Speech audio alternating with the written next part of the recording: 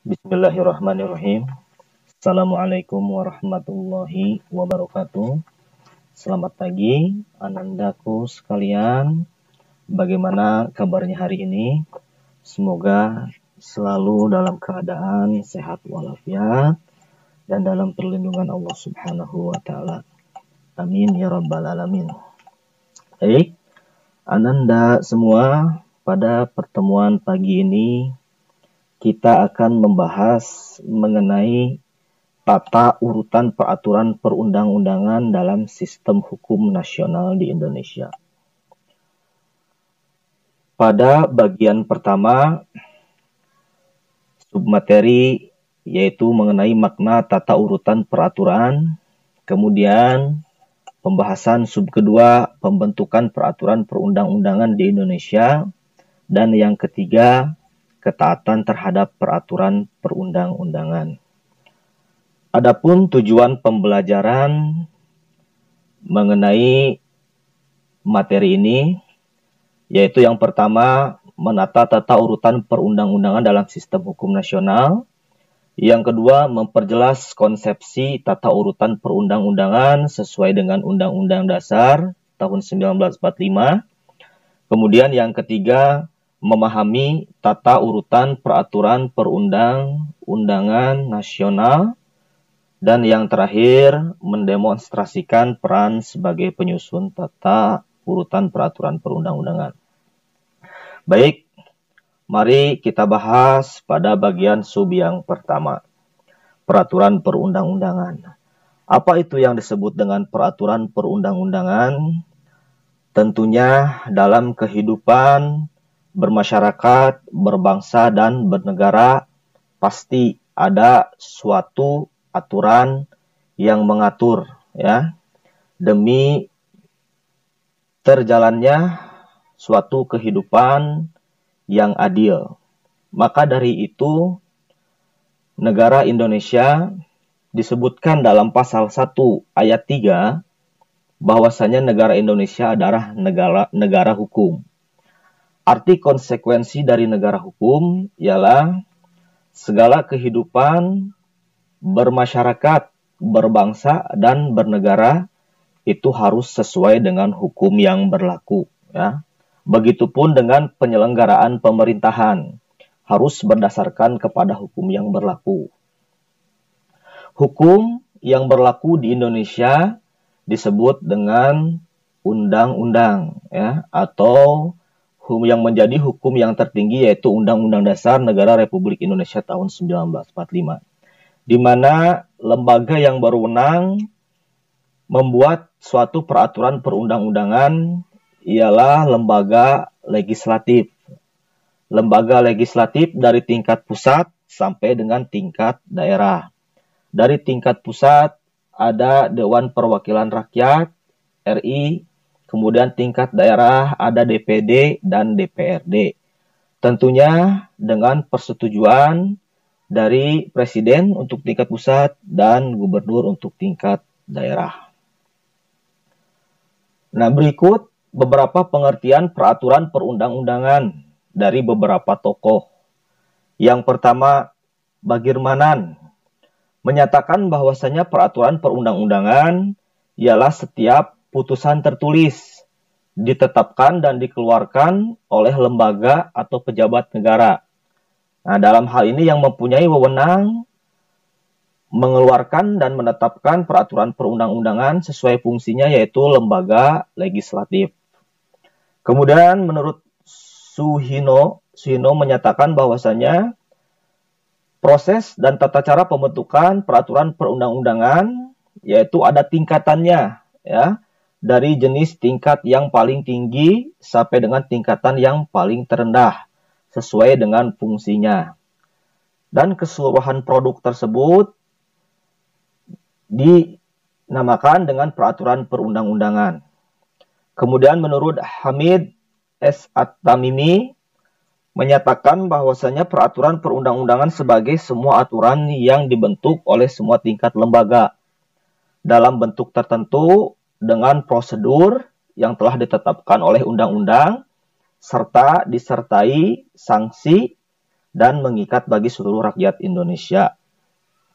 Nah, apabila disimpulkan dari ketiga pernyataan ahli atau tokoh ini, maka bisa disimpulkan peraturan perundang-undangan ialah segala peraturan tertulis yang dibuat, ditetapkan, dan dikeluarkan oleh lembaga legislatif, dalam hal ini yang mempunyai fungsinya dari tingkat pusat sampai dengan tingkat daerah, dan peraturan perundang-undangan memiliki tingkatan dari yang tertinggi sampai dengan yang terendah dan dibentuk melalui prosedur yang berlaku serta disertai oleh sanksi dan mengikat bagi seluruh rakyat. Ya. Baik, berikutnya mengenai peranan peraturan perundang-undangan. Tentunya peraturan perundang-undangan ditetapkan dalam suatu negara mempunyai alasan yang penting. Mengapa peraturan perundang-undangan itu dibuat dan ditetapkan? Maka apa alasan-alasan penting mengenai peranan peraturan perundang-undangan tersebut? Nah, menurut Bagirmanan, beliau mengungkapkan yang pertama, merupakan kaidah hukum yang mudah dikenal dan diketemukan kembali dan mudah ditelusuri.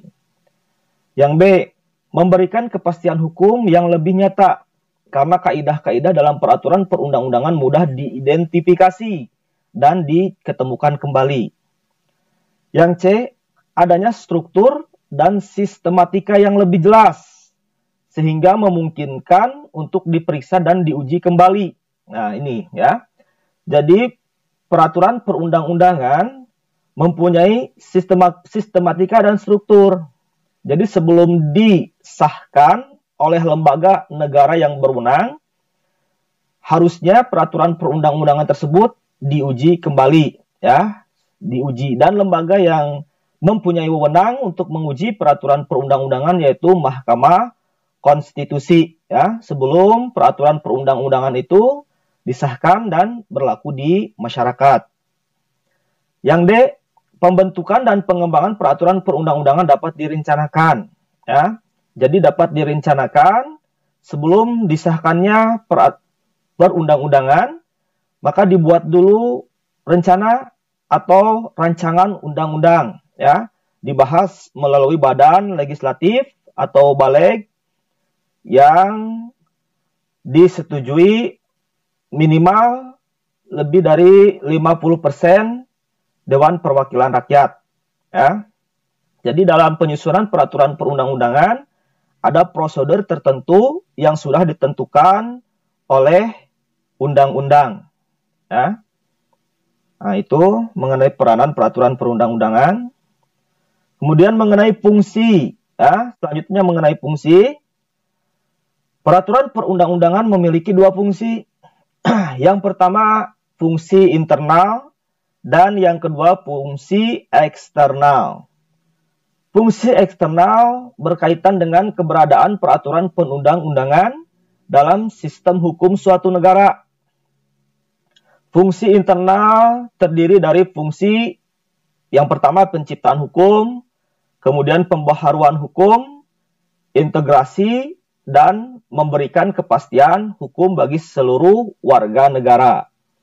Selanjutnya fungsi eksternal, peraturan perundang-undangan terdiri dari fungsi perubahan, stabilisasi, dan kemudahan. Ya. Sementara itu, menurut pakar lainnya, Ann Sidman menyatakan bahwa peraturan perundang-undangan memiliki dua fungsi. Yang pertama, efektif dari suatu kebijakan yang dibuat oleh pemerintah. Dan yang kedua, sebagai hukum, peraturan perundang-undangan menjadi sebuah langkah penting bagi suatu negara dalam upaya perubahan perilaku, ya. Artinya perubahan perilaku, ya, dari perilaku yang tidak baik menjadi perilaku yang baik, ya, perilaku yang positif, ya, sesuai dengan peraturan perundang-undangan yang berlaku.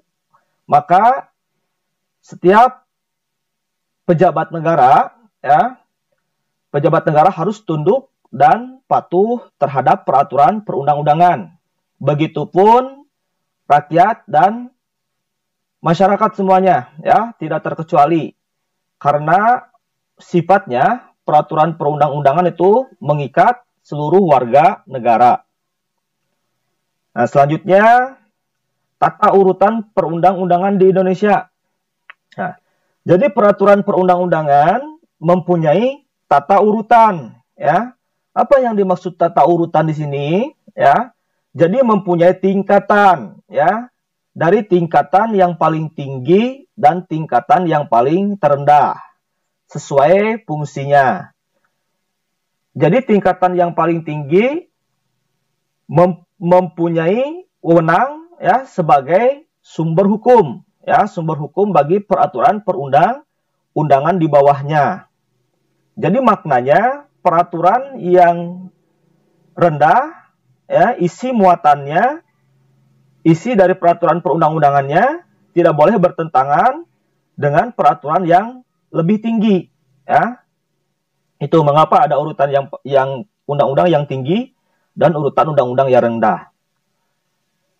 Nah, ini mengenai tata urutan peraturan perundangan di Indonesia, ya, sudah mengalami 4 kali perubahan, ya, dari mulai tahun 1966, kemudian tahun 2000 berubah, kemudian diubah kembali di tahun 2004, dan terakhir yang berlaku sekarang Undang-Undang Nomor 12 tahun 2011, ya. Ada memiliki kesamaan, ya, dari tahun 1966, 2000, 2004 dan 2011, bahwasanya yang mempunyai tingkatan paling tertinggi dalam peraturan perundang-undangan yaitu Undang-Undang Dasar NRI tahun 1945.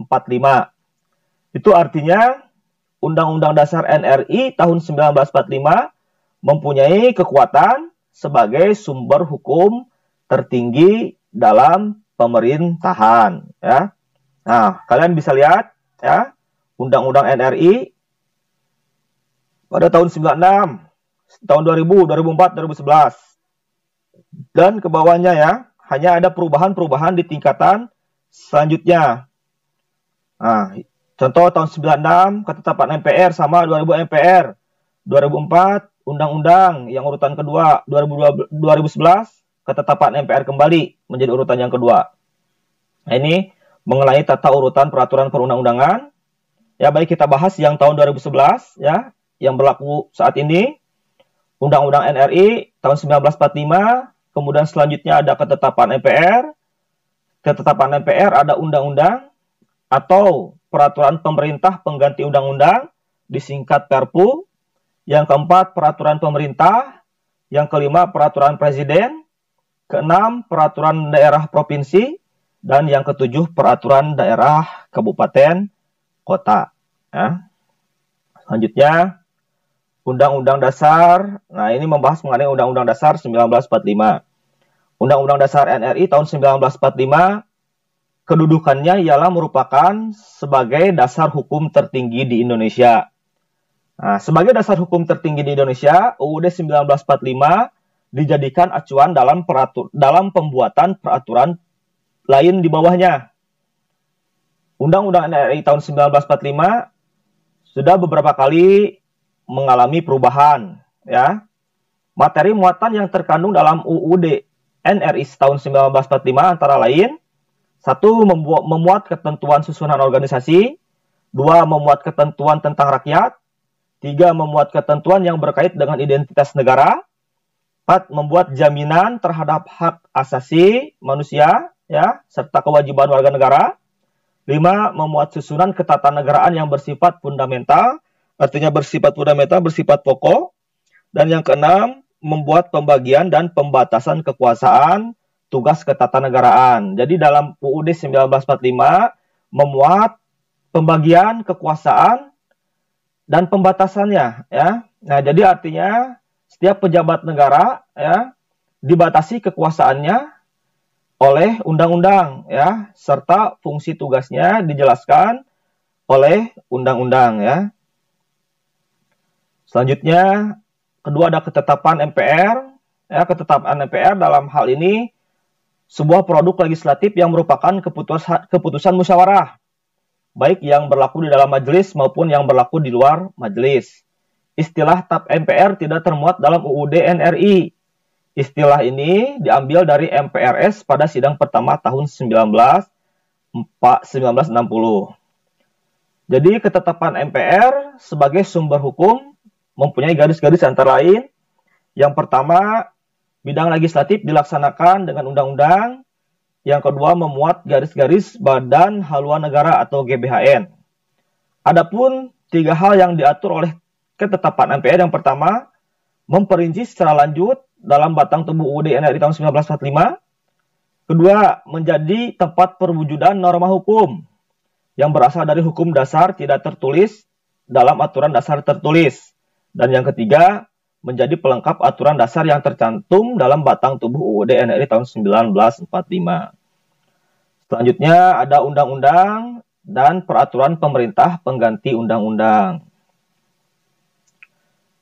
Nah, kalian bisa baca ya mengenai undang-undang dan peraturan pemerintah pengganti undang-undang.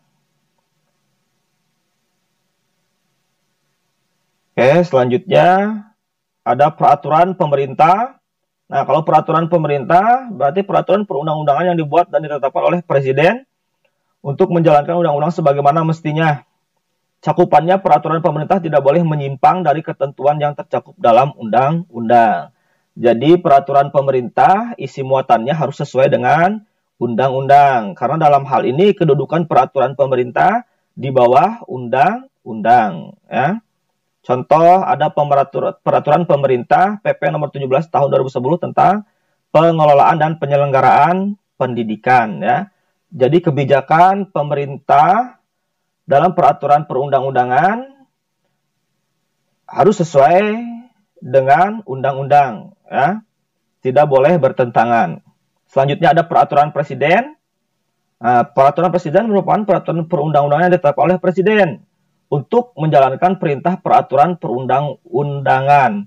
Jadi peraturan perundang-undangan yang berlaku, ya, peraturan perundang-undangan dalam penyelenggaraan kekuasaan pemerintah ditetapkan oleh lembaga negara legislatif, ya. Dan untuk menjalankan peraturan tersebut, maka dibuatlah peraturan presiden, ya, peraturan presiden untuk melaksanakan peraturan pemerintah tersebut, ya. Ini materinya mengenai penyelenggaraan kekuasaan pemerintah. Contoh peraturan presiden RI nomor 20 tahun 2015 tentang Badan Pertahanan Nasional. Nah, selanjutnya tingkat yang paling rendah, ya, tingkat bawah ada Perda provinsi dan Perda kabupaten dan kota. Ya. Peraturan perundang-undangan dibentuk oleh DPR provinsi dengan persetujuan gubernur. Jadi dalam pembuatan peraturan daerah provinsi yang berwenang yaitu DPRD provinsi atas persetujuan bersama dengan gubernur. Adapun materi muatannya ini harus sesuai dengan undang-undang yang ada di atasnya, ya. Jadi tidak boleh bertentangan dengan Undang-Undang Dasar 1945. Terakhir peraturan kabupaten dan kota, ya, yang mempunyai wewenang yaitu DPRD kabupaten kota bersama dengan bupati atau wali kota untuk membuat peraturan perundang-undangan tersebut. Nah, selanjutnya untuk tugas, ya, untuk tugas kalian sekarang mencari informasi berkaitan peraturan yang berlaku, ya, dalam kehidupan masyarakat dengan ketentuan sebagai berikut. Yang pertama, carilah peraturan dalam masyarakat di lingkungan tempat tinggalmu. Kalian boleh bertanya kepada orang tua kalian atau tokoh masyarakat setempat, ya. Bisa ketua RT atau ketua RW, ya, atau siapa saja tokoh masyarakat yang dituakan, ya. Kemudian yang kedua, tuliskan tujuan dan manfaat ditetapkannya peraturan tersebut. Jawaban ditulis di buku catatan hasilnya kemudian dijaprikan via WhatsApp ya. Oke, baik. Pertemuan untuk kali ini cukup ya. Mudah-mudahan kalian mengerti, mudah-mudahan paham ya. Silahkan dikerjakan tugasnya. Sampai ketemu di pertemuan selanjutnya. Semoga bermanfaat. Assalamualaikum warahmatullahi wabarakatuh.